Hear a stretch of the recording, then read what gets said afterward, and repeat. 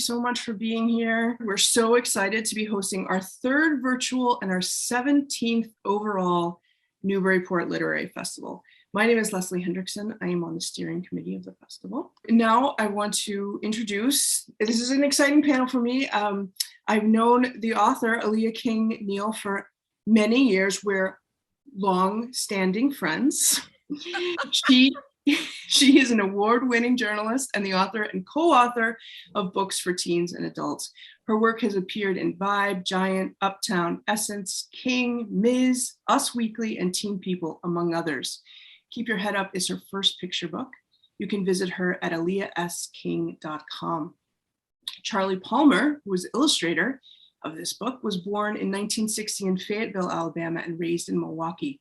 He relocated to Chicago to study art, and his path as an artist was inspired by his fascination by illustrations in Ezra Jack Keats's The Snowy Day.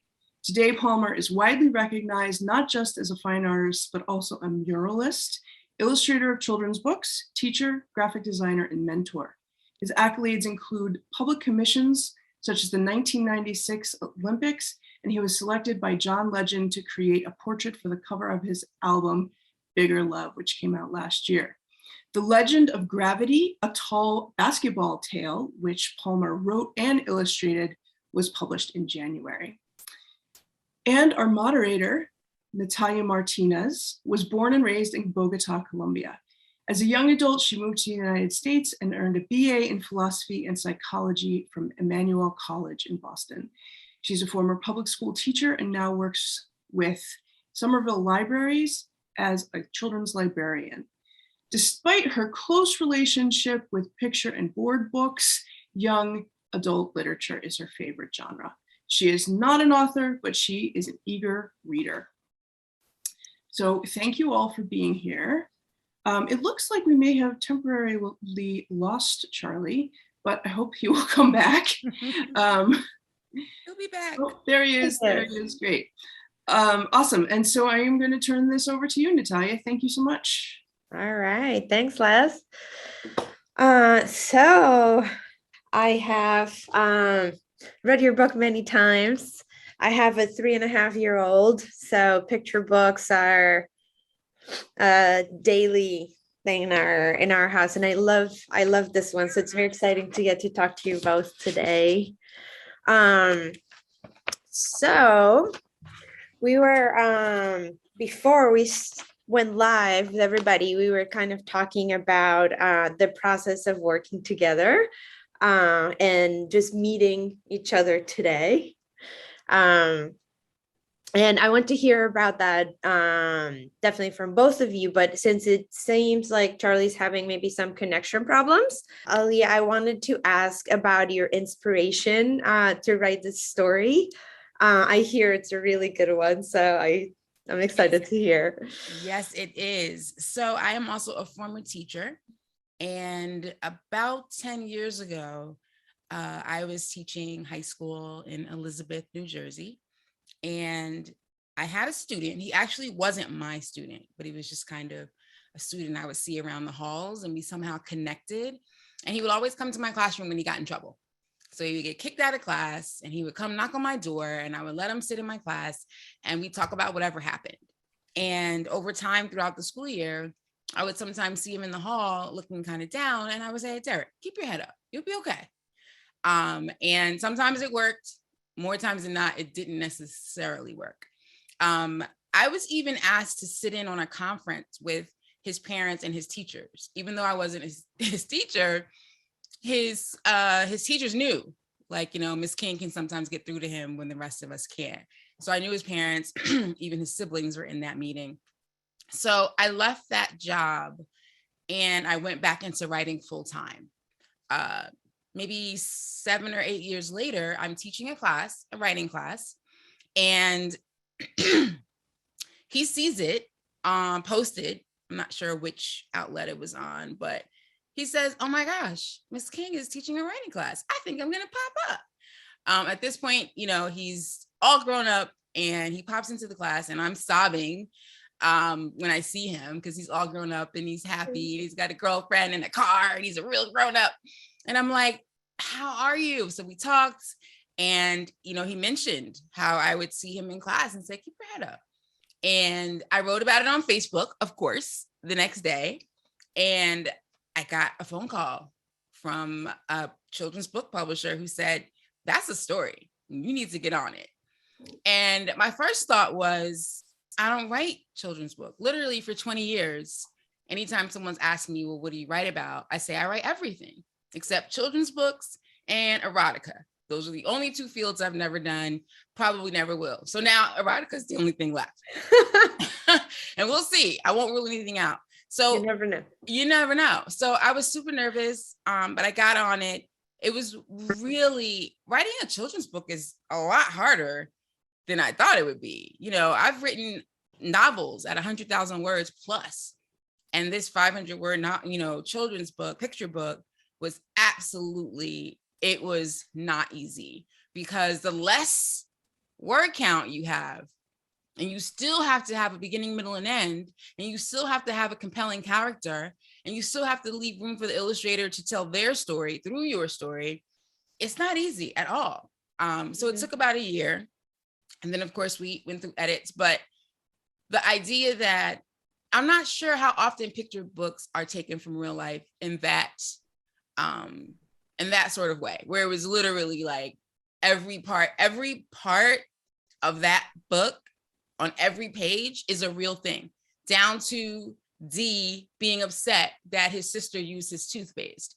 That is literally something that Derek and I talked about how he would be upset that he had his own special toothpaste and his siblings would use it. So I sat down with him before I got started, and I said, I know so much about you, but I want to know more. Like, tell me about, because, you know, in the picture book, of course, Derek is about 9, maybe 8. And in real life, he was a teenager. He was 16. So I was aging him down. So I was curious about what he was like as a young boy. And we spent some time together doing that. But it is a real life story. And I think this might be the first time I've been able to tell the story of me and Z without crying, because it's just that, like, it's an emotional thing. He was an emotional person for me prior to this book becoming a thing. So holding it in my hands, it felt like, wow, this is a story. This is an actual story. So that's my inspiration. He was my inspiration. That's wonderful. Oh my gosh, I'm crying now. I know. Connections you can make with students are yes. really, really powerful. So much that, you know, look at this awesome work of art that came out of it. Of course. Charly, it's good to see you. I'm glad you're able to come back to us to see me crying here. I'm sorry about the technology, and it sounds like I really missed some good stuff already. But I'm glad. We'll get it back to you. Yeah, so Aliya was telling us a little bit about the inspiration for the story, about, you know, it's something so real. But before that, you know, I really wanted to hear from both of you guys. How is the process of working together? Right before we went live, we were talking amongst ourselves about how, like, this is the first time that you guys like meet face to face, and how I think most people, if I'm not wrong, assume that in a children's book, the illustrator and the author work very closely together. I kind of imagine them like sitting next to each other, like writing and painting together. And turns out it's not so much like that. So I was wondering if you could tell us a little bit about that process, maybe in general for those of us who don't know much about it, and then tell us specifically about that process working with Aliya in this book. Okay. You know, I think one of the things that, and I'm making some assumptions, I think after the art director or creative director receives the manuscript, they begin to kind of think and imagine who would be the best illustrator for it. And then once they select maybe a couple of options, then they may present those options to the writer. And then the writer says, okay, no.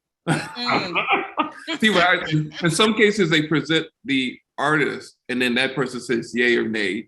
And then after that, the next time that writer might ever see it is when it's completed. And I kind of like, I I remember the first book I did, and I had never, communicated with the author at all. Went to a book conference, and everybody was asking me what it was like to work with that writer, and it's like it's not what my experience was. Right. And it makes sense only in like even hearing, Aliya, your story. I love Black children. I fall in love with them, and I want to be there. I want to help. I want to, and it's like it's very. I can imagine as a teacher even more difficult because you have to pass them on over and over, go to the next teacher or whatever. But I think that you mentioning that Dee actually existed would be, if I had heard that as an artist, I would wanted to like, can I meet him? Can I get a picture of him? Can I get a picture of who he looked like? As opposed to, I receive a manuscript. I read that manuscript and I begin to see, do I see pictures? And sometimes I see pictures to the point where I grab a piece of paper and I start sketching some pictures. And then I'll call up the publisher or the editor and say, yeah, I want to do this book. And so I had done that in the case of this story, like Keep Your Head Up. And I still had kind of an idea of what he looked like, but I'm also, part of my process is to find that kid. And most of the time it's finding them on the streets. Like I'm walking around and I might say, that's Dee. And sometimes approaching a total stranger and say, this sounds really strange. I'm doing a children's book. Your child is perfect for the main character.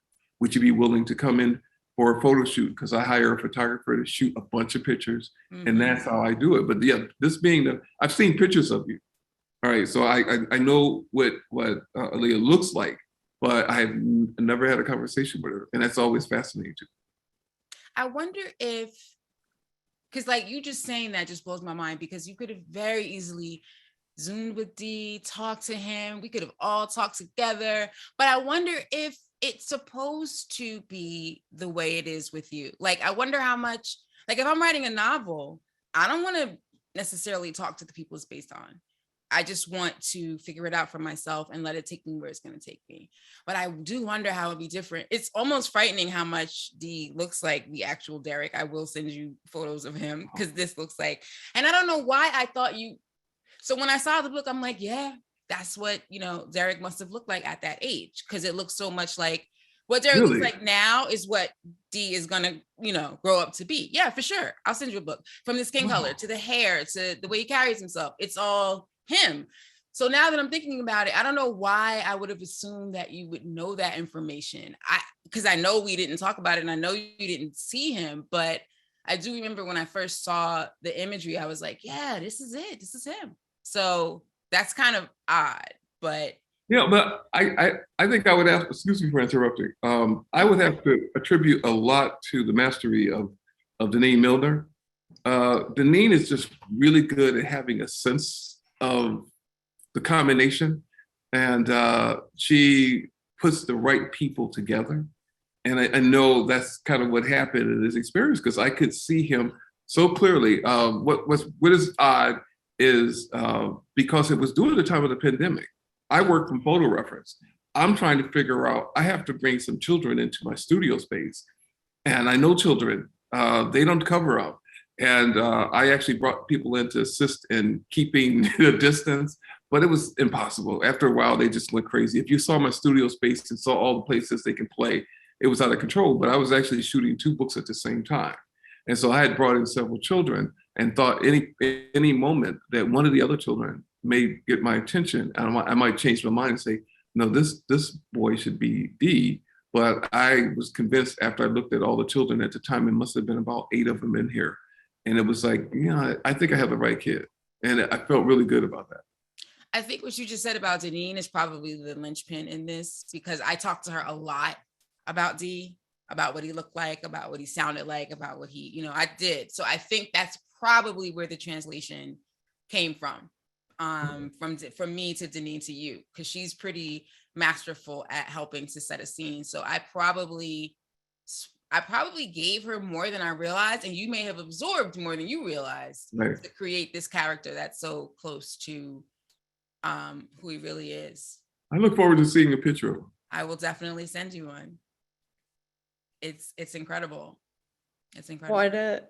What an amazing story. Not just the story in the book, but just the story of how this work came together. How wonderful. Aliya, I had another question for you. You guys have talked a lot about Dee, and I was wondering, you mentioned this is your first children's book, but the story doesn't necessarily have to be a children's book, like part of what you mentioned was maybe a challenge was like keep it to the appropriate word count, but maybe you had a lot more to say. So why did you go with a children's book as opposed to writing another novel? Adult. Well, I knew it was going to be for young people, and I knew it wasn't going to be any older than I knew Dee to be. So the oldest it was going to be in terms of audience was going to be young adult. And there was a small time where it was going to be a young adult book. When I was first contacted, we were talking about young adult, and I didn't have any fear of that. It's a smaller word count, but it's still what I know in terms of the fiction that I've written. But then they switched it up and said, no, this is something we're not seeing in the space for younger readers. So we're going to make this a picture book. And I was like, oh my gosh, what am I going to do?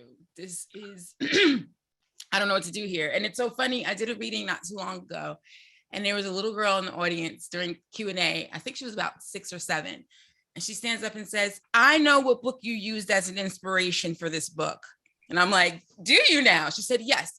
It's about a little boy named Alexander, and he has a very good, terrible, no good day.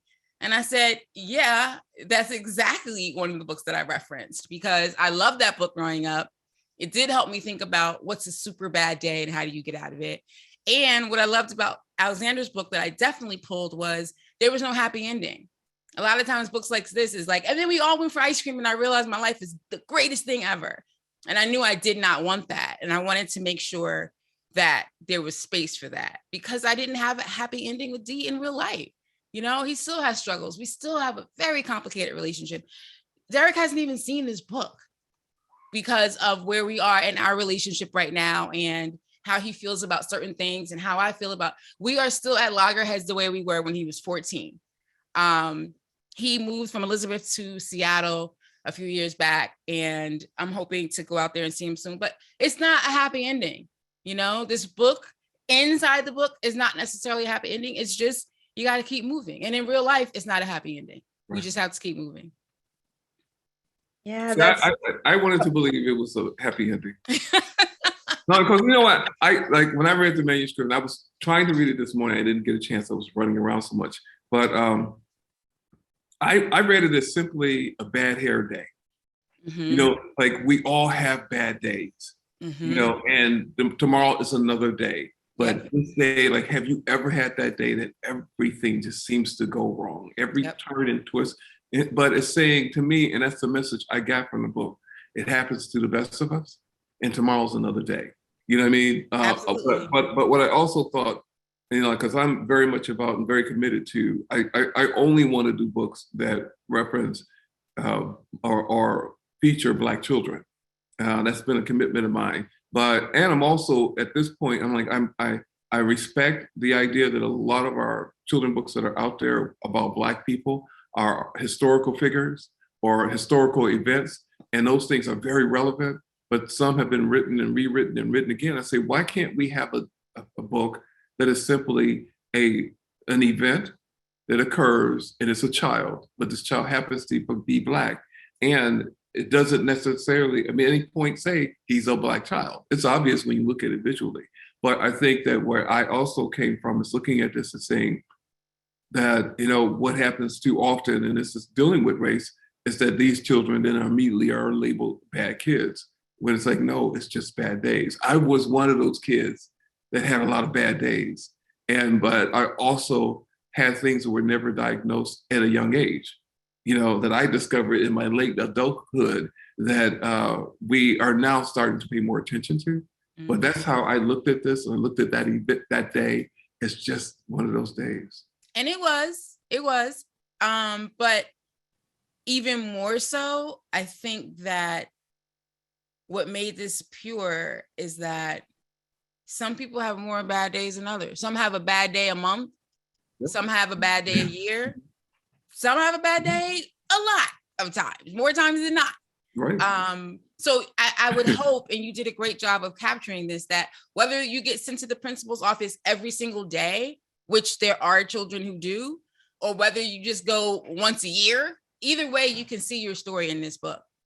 At the same time, you know, several years later after I taught Derek, I was substituting once a week in a classroom of kindergarten children. And I don't know if I need to say any more about that, but it was kindergarten. And I was just like, oh my goodness, this is a hot mess. You all are going to drive me crazy. So one kid started to have a meltdown, and all the other students backed away from him and said, oh, Miss King, it's all right. He's just going to have a meltdown, and just back up and it'll be okay. And that kind of made me sad that this was happening so often, that 5-year-olds knew how to show up for this kid. And I kind of felt like something is not right if that's the routine. What does your teacher do when y'all are backing up? Is she backing up too? So it didn't get any better. And they said, you have to call Mr. So-and-so. I said, okay. So I get on the phone, Mr. So-and-so, you know, little boy is having an issue. Mr. So-and-so comes. He is a police officer with a gun, fully police officered up. And I almost fainted. And the kids were just like, Mr. So-and-so, he's over there by the closet. They thought it was normal for a police officer to come get a tantruming kindergartner. Right. And I was stunned. And the little kid got up and he made his way over to Mr. So-and-so. And Mr. So-and-so took him to his like little table at the front of the school where he would check people in. And he sat there next to the police officer for the rest of the afternoon to kind of calm down. But you're sitting next to a cop. Right.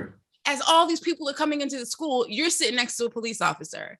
Right. So that's the bad day that Derek never had. You know, I never knew that there were bad days worse than Derek's bad day. But at 5 years old, being taken out of your classroom by a police officer, that's a different level of keep your head up. I don't know what I'm saying to that kid. Yeah. So there's so many different ways that these bad days can come up. And at that point, I thought the worst case scenario was you come to Ms. King's class and sit in the back and get yourself together. I couldn't even conceive of a kindergartner being pulled out by a police officer. So we keep your head up is supposed to possibly address all the different ways that can show up. And I think it's specifically young Black boys. They're specifically over police. They're specifically over disciplined. They're specifically over punished. So I really wanted to show that it doesn't have to go to that level. Right. You know, his principal, Miss King, which by the way was a placeholder name. I just put my own name there and I was going to come up with another name for the principal, but that didn't happen. So her name is Miss King. But all that is true. I've seen teachers and principals do all the things she did, from having a record player in the office where you can come in and listen to music, from having just a very even toned. And what I love the most about a particular principal I work with, when the kid got sent to her, they were ready to defend themselves. And then so-and-so did this, and the principal wouldn't even bring it up. Wouldn't even bring up whatever the infraction was, because that wasn't really the point. The point was, where are we going now? So there we go. That's where I am. Can I have a side note? The principal's office. I don't know if you caught it. Have you looked at the album stack? Oh my gosh, did I look at the album stack? Yeah. I'm sure I did. I poured over every. There's a hidden message in the album stack. Let me see, because I'm pretty sure. I'm sort of embarrassed that a young child. What I'll tell you is that I know some people know, some people don't know. I did the album cover.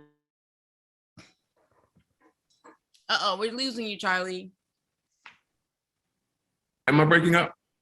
Now we hear you. All right, so in the album stack at the bottom, I did the album cover for John Legend. And so at the bottom of the album stack, is Bigger It's Love. Bigger Love. I did not catch that because I You didn't didn't know catch it. about Bigger Love until after I poured over every page. Okay. So I didn't see that. That's awesome. That is absolutely awesome.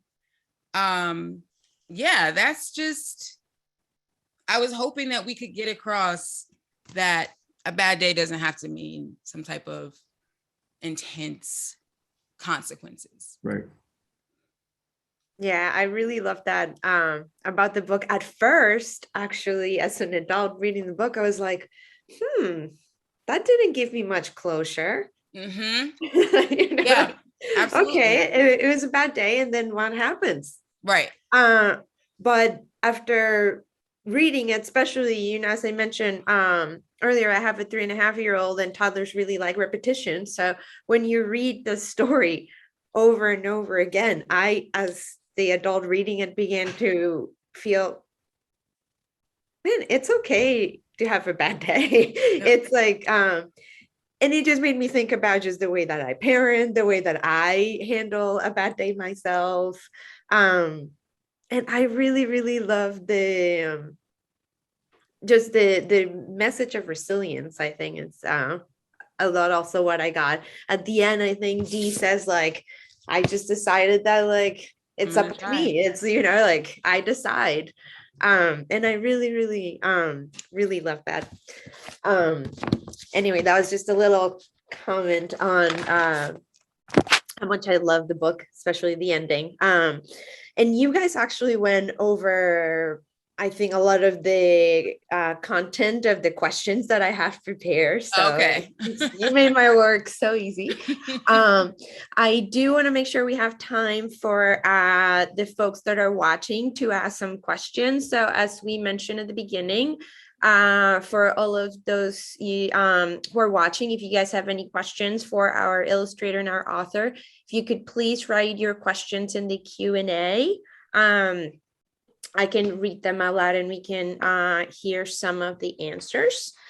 But in the meantime, while people have time to type their questions, I did want to ask Charly about, you already talked a little bit about your process of receiving the manuscript and then, looking for a child that was going to be the main character.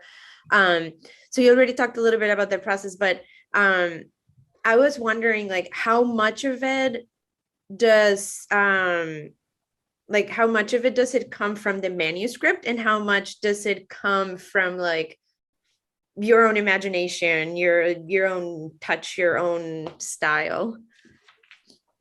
That's a really good question. I think in certain ways, what it becomes is the writing, it's the words. And can I see images based on the words? Can I see a scene based on the words and what those like? So I immediately, it's like doing a rough draft of a story. And you have to go back and you have to revisit it. But as I'm going through, and if I see an image right away, I sketch out that image right away. In very rough form. But I don't want to lose that idea, because as I'm reading, I might forget it if I don't sketch it out. And so I do little tiny, like they're called thumbnails, but very tiny sketches as I'm going through it. And then I'll do a count, and then I'll start to look at the paragraphs. And then I'll start thinking about, now, what does this character look like? But it's a process for me. And very little will come from the imagination, because I want to, at some point, maybe I'll do a children's book illustration that's more fantasy, and then I can have a lot of fun with it. I want to create a certain environment, a realistic environment. And so it's those kinds of things that I approach and when I'm doing my painting. And then there are, as I'm creating those paintings, a spontaneity that occurs, something that might happen, especially from a compositional standpoint. And I might add something or take something out. How cool, how interesting. So kind of on the same theme, one of the questions that we received is, can the art that inspires the illustration come before the actual story? Because this is a question for both of you guys. Wow. You know what? It's you know what that it's because it's like and that reminds me of a musician, of songwriters. And some songwriters have this. I come up with the melody first, and then I add words, and then some start with the words first, and then add the music to it. And that I don't I can see one individual, like one image, inspiring a whole story. But if it was a series of images, I think it would create even a bigger challenge. But that would be a question for Aliya. It's like if the art came first. So you mean like if someone sent me art that told the story, could I then put the words in? I don't think so. I think that now if an artist said, I've just been having this image in my mind, that would have to be something collaborative, I think, a true writer illustrator collaboration. Because if Charlie's like, I don't know what the story is about, but I keep having this vision of a kid in a spaceship who loves orange juice or something. And then I might say, okay, so his name is Tang. We'll call him Tang after the old school, not really orange juice. And that's what spaceship people took up into the spaceship with them. They took Tang.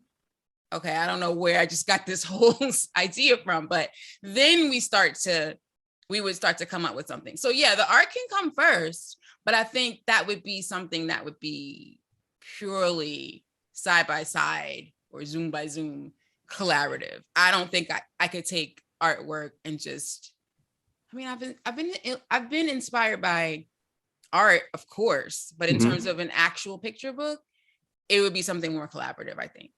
I think that also I have, like, because I've been collecting children's books for 30 something years, even before I got involved in the industry. And there is a style that I've come across in the last few years of execution. And now I'm trying to find the right manuscript to apply that style to. Because as a fine artist, and I make my living as a fine artist, it's like there are times when, not that I get bored, but I want to challenge myself. And so I'll start playing with a different technique because it's not as easy as what I'm used to doing. So that's what I'm thinking right now. I have a style that I want to apply to a children's book, but I haven't got the manuscript yet. Yeah. This process is so interesting. Here, we're changing gears a little bit, and this is a question for Aliya. Okay. Actually, it's not specified, so maybe I'll actually ask this question to both of you guys. But Aliya, you can start us off with what other projects are you working on right now? So I think I can say this because I just handed it in, but it's making the rounds. I'm hoping that it will land with Denise Milner Books again. She is the publisher of Keep Your Head Up, which is a imprint of Simon & Schuster, which is my day job, but we can get into that later. It's pretty fascinating how all that came together. I actually acquire books, adult, for Simon & Schuster. So on one hand, I'm acquiring books, and the other hand, I'm writing them. So that's fun.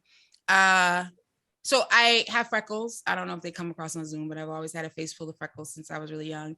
And freckles in 2022 are like the thing to have. There's literally something called a freck pen, and young people will put the pen and make freckles on their face. And it makes me want to punch somebody, because in 1977, it was not okay to have freckles at all. And I got teased a lot. Like, I just, so much teasing around having freckles. And, as you get older, you get more, not less. And I didn't start to appreciate them until a long time, well into adulthood, was I able to say, this makes me different. When I travel internationally, I've often gotten stares because, I'm not Irish redhead with freckles. I'm a Black girl with freckles, which is even more confusing to folks. So I wanted to, when I was a freshman at Rutgers University, there was a senior who lived in my dorm who saw me. The first time she saw me, she said, "Oh, pecasita." And I was like, "What?" She said, in Spanish, freckle is peca. So if you add ita to anything, it's little. So pecasita is like little freckled girl. And I said, "Oh, that's a real word?" And she said, "No, I just made it up." I said, "Okay." And that was the first time I was like, okay, this might be kind of special. Every time she saw me, she would say, hola, Pecasita. And I would say, hi. So the word Pecasita has been in my head for 30 years. And I knew that if I was going to write picture books, I always kind of thought I would write about a little freckle-faced girl named Pecasita long before Keep Your Head Up. But I would never verbalize that because, I don't know, I was doing so many other things and I was so far away from what I thought would be, it was just a fantasy, honestly. I didn't think I would ever actually do it. So when Keep Your Head Up was done, I thought maybe this is something I can do. So I drafted Pecasita and hopefully she will come to life soon. So that's what's next for me. That is, You know what's fascinating about that? I just painted a woman with freckles. And I think it's the first one I've ever painted. Something about her, she was in this powerful stance. She had a cigar in her hand, and I'm like she needs something else. And I added freckles. And you added freckles. See, yeah. It's a thing. Yeah, that's cool. Yeah, but I didn't know it was a thing. You know, it's like fascinating. I didn't know it was a thing either until I saw people drawing them on. Then I was like, oh, this is a thing now. Right. that's crazy. So that's Look, what I got them for free too. Yep. Oopsies. Yeah, so I'm currently working on, and my wife and I are collaborating on a book project. We're bringing back, W.D. Du Bois had a book called The Brownies Book, and it was a periodical for children of color. And so we revisited the publication and wanted to do a more contemporary version of it. And what's the name of it, Charlie? Brownies Book. Oh, Brownies Book. Okay. Yeah. And so we're wrapping that up now. We have some photographers, we have painters, we have writers, we have short stories, we have idioms, we have all of that. And this is the first time. My wife is an author in academia. She specializes in Du Bois, but she's written a couple of books, and this has been a collaborative project. And also this year, I actually illustrated and wrote a book called The Legend of Gravity. And it was about my days growing up on the playgrounds in Milwaukee, Wisconsin, and playing basketball and pickup games around the city, but always hearing these stories of these legendary players that never made it past the playground. They may have played in college, they definitely didn't go to pros, but you heard about them. I've been around for a long time, so this is way before even the camcorder. And so there weren't any real photographs of the feats of these players. And so it's this whole story about gravity, this kid that appeared one day and how amazing he was as a player. But the twist to the story is, and I think, again, that's the significance about, I want to tell stories, or at least illustrate stories that have to do with race or sexuality or just recognizing who you are, but it's not the story. Right. And in the case of this story, the person who is the narrator is a young lady, because these kids are all around 12 years old. And so the narrator of the story is a young lady, and you don't get to find that out till almost the end of the book.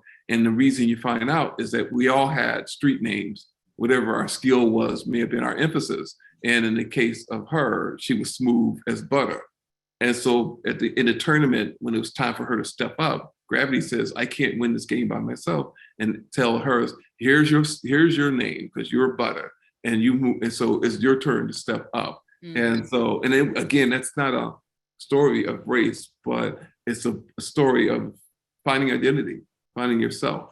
And so both that book just came out as well. But this was the first, and maybe the only time, because I understand what you're saying, Aliya, about writing. Writing's not, you look at it and say that, like, sometimes when people look at art, they say, that don't look that hard. And I'm like, you sit down and try to do it. Same thing with writing. You sit down and like, okay, there's a lot you have to really kind of think about, and what, in the end, do you want them to walk away with? And so that was an experience for me. How exciting. Those two projects, I can wait to see more. So another one of the questions from the audience is about your publisher, who you mentioned a couple of times. They're wondering if you can say more about her and her mission in publishing. So Denise Milner, I've known for 20 years, and she started out as a mentor of mine and hundreds of other Black writers. She was just the one you knew you could call for an idea to, she started out in magazines, as I did as well. And Deneen Milner Books came out of a blog that she had called Brown Baby Girl. And it was about her 2 daughters. And she talks about all the things that came with raising young Black girls. And that turned into a book. And that turned into another book. And then eventually she thought, I can't keep up with all the books that need to be told about our little Black babies. So we need to figure this out. And she got an imprint with Simon and Schuster and began there. One of her first books was called Crown, which was a very well-received, award-winning book about a kid who goes to the barbershop. That's it. That's the log line. That's the lesson. That's everything. So I went to the signing that she had in Manhattan for that book. And I remember saying to her, so basically you just want to do books that are about matter of fact Black. Like, this is not necessarily a civil rights march inside of a school.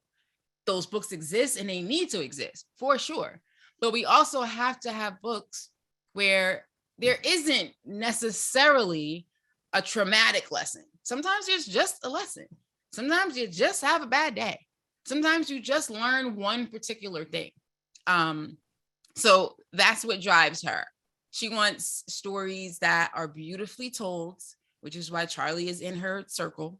And she wants them to be, like, I remember being really worried, like, well, who's illustrating this book? And can I choose them? And what's going to happen? And she's like, baby girl, you relax and you will be fine. And I know what we're going to do. And I know who I want. And if he's available, you'll be pleased. So go have a seat somewhere and write another book. And I said, okay, all right, okay, I'll do that. She just knows, she knows what works. She knew that these two, that this book would marry with Charly's work perfectly, and she was right. So yeah, she's incredible. I don't know if she is accepting pitches at the moment. I know she has quite the slate coming up, but yeah, Deneen Milner Books, look her up. She's amazing. And her imprint is with Simon and Schuster. I think after we started getting some attention for Keep Your Head Up, I think I sent Deneen a message saying, you have the touch. There's something about what you recognize. And I think that's the whole point of someone having an imprint is like, is somebody bringing something that there's not enough of. And I've seen her do that time and time again when she brings these books that are unique and they're missing from the field as a whole. But I don't know if you mentioned us. It's because I'm watching even your mannerisms right now and everything. It's like you've spent a lot of time with Deneen because I can tell by the way you're delivering this. I have. Yeah. So, but I kind of like she's very good at recognizing it and feeling that space. But she's also like an incredible writer. And I think you've mentioned as far as her mentoring other writers, a very good friend of mine and Deneen is Ida Harris. And Ida and she's like my best friend. And she's one of those people that I remember when she first met Deneen and how she came back from that experience changed. And then I've watched her grow as a writer. And I think that that's been my mission, even as a visual artist, is like, if I encounter that talent that I'm afraid might get lost, part of it is simply people don't understand that we meaning our artists are typically introverts. And so it's easy to get lost in the louder artists out there that are really trying to get attention when these other artists are really fantastic artists and they sit silently in their spot. So it's not uncommon. In fact, I think it was last week that I had reached out to Deneen because I just finished teaching at Fisk University. And the day or 2 days before I left, I met this student who showed me their work. And I'm like, oh my God, you are absolutely amazing. And so I'm like, what do I do with this? And the first thing I did was I told her, send me your information. And I sent it to Deneen and say, take a look at this person because she's really talented. And I do a lot of that, but I think we all do. We start thinking about how we can pass it forward. That's my mission over and over again, is how do I pass it forward? And Deneen is very committed to that. I remember one of my favorite Deneen stories is when my first book came out in 2010. It was a novel wasn't getting a bunch of attention. I'm a first time novelist. It was, not a Stephen King book. Although I'm always next to Stephen when I do have a book out on the shelves. We're always close by each other. I love it. I always go by and say, hi, Stephen, how are you? But no, it was next to Stephen on the shelves, but very far away in any other way. And I just was trying to figure out, how do I promote this book myself? Like, I have to take advantage of the fact that it's out there, and what do I do? So I was putting together my own little tour. Like, how can I get to a city and then do something when I get there? I got my own town, East Orange. We're going to go to the library. We're going to do something. And I reached out to Deneen, and she said, baby girl, we're going to do something for you. You're going to come to Atlanta, and you're going to come to the blah, blah, blah space. Make sure that your publisher has purchased enough books for people to buy them, and make sure they're there. Be ready to talk about blah, blah. Like, she put on what ended up feeling like my big moment as a writer, honestly, my fun moment of like being feted and people buying the book and talking about it. And I did a reading. It was just incredible. And that took a minute to put together. She didn't just snap her fingers and say, oh, now we're done. She had to coordinate and get this together, knowing that it was going to be good for me and her. She knew that having me in a place where I can do that. I've done that for new writers many times now. Like, we can get this together. We can make this happen. So she's a make it happen person, and we love her. Yeah. How cool to hear. Now, there's a question that just popped up that I am very interested to hear the answer to. Although, again, we're changing gears a little bit again, different topic. This question is for Charly. Do you use hand-drawn techniques, or do you use a combination of hand-drawn and software like Photoshop? And does it depend on what you're working on? That's a really, really, really great question. I'll tell you why. I was at a publisher's probably 5 years ago in New York for another book I was working on. And she took me into a room to show me books that had been published in the last, children's books that had been published that year. And in that room, in that space, there were probably 200 something books. And she said, this section over here is strictly digital work that's been done in Photoshop, Illustrator, and now there's another program called Procreate. And my immediate thought was, I travel a lot. I need to learn this Procreate. And I had worked in Illustrator, I worked in Photoshop before, but I had gotten far away from it. And so the long answer to that question is, I am still a traditionalist. I literally one summer took my laptop and said, I'm going to learn this program. And I spent the whole summer getting to know this program. And I'm looking at all the work, and I'm amazed at the work that's being done with Procreate and Illustrator. But there's something about quite honestly, getting the paint in between my nails. It's handling and spinning a paintbrush and grabbing varieties of different, it's slapping it, it's slinging paint. It's all of that I absolutely enjoy. And so I learned Procreate that summer, and no joke, and that was just before the pandemic, and never touched it again. Came back, I think I even gave that particular iPad to my son. I pulled out the pen and another pad recently, and I keep questioning, do I do myself a disservice by not learning or really developing the skill a little bit more? But I see what others, young people especially, are doing with it. It's absolutely amazing to me. But I love painting. Honestly, I can connect to that because I've tried to use digital versions of my work, and it does not. I need to hold paper in my hand, and I need to use a Uniball fine point 41S pink pen for everything. I buy them by the case. And, in my day job, I have to edit 300-page manuscripts, and I'm expected to do that on Microsoft Word and use something called track changes. And I loathe it. I cannot believe that I can't hold these 300 pages in my hand. I need to see how far I've gotten in this stack of pages. And I need to see what I scribbled on the back of one page. I need to see when I changed colors and why. That's over. Like, writers don't want that. They want, you to open this Microsoft Word document or Google Word or whatever and put these changes in an 8 by whatever screen, and it makes me very sad. I do use Scrivener to lay out books, to lay out novels, but there's a lot of stuff out there that's supposed to make a writer and editor's life easier that I just can't do. Not yet. Probably not ever. I'm with you guys. I like pen and paper. I like to write things down. I can't take notes on my phone. I appreciate it very much and all the technology, but yeah, I have a marker board that somebody gave to me. It's a large board. And when they gave it to me, I'm like, I have no idea how I'm going to use this thing. And yes, I still keep lots of notes in my phone, but I always go to my marker board to make notes. And every once in a while, it sounds antiquated. Like I'm traveling back and forth, or was traveling back and forth from Atlanta to Nashville, Atlanta.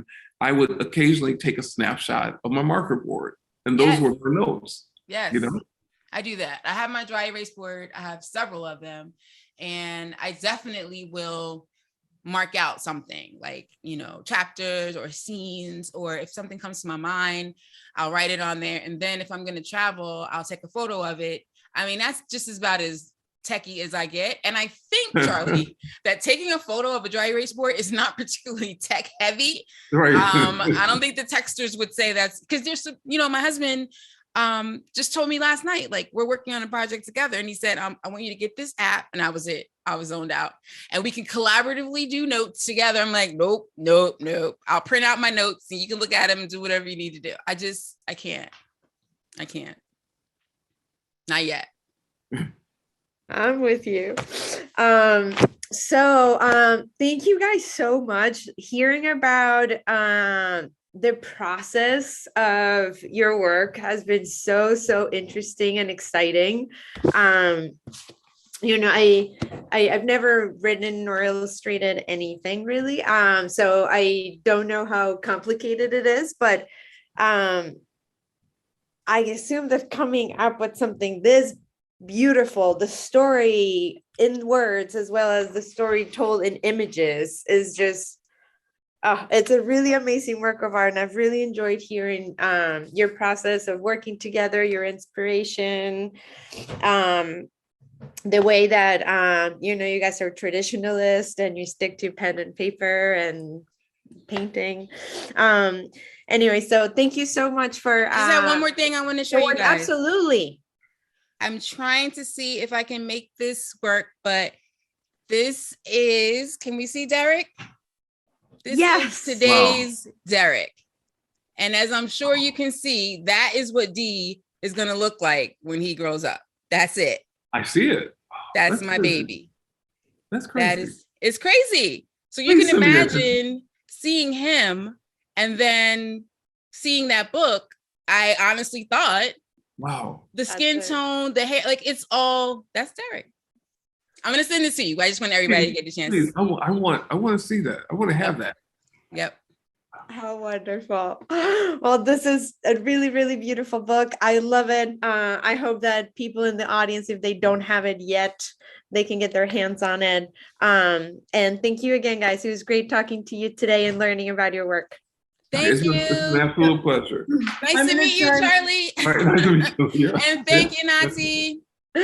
I'm going to chime in to also say thank you both. This was a great conversation. I'm so happy we could facilitate your first meeting. One more thing, we're going to be hopefully, with any luck, back in real life next year in Newburyport, and we need some new blood. If you would like to volunteer, please get in touch with us through our website because we'd love to have you on the team. And again, thank you all for joining us. Thank you again, Charlie, Aliya, and Nati. Take care, everyone. Have a good day, everybody. Bye.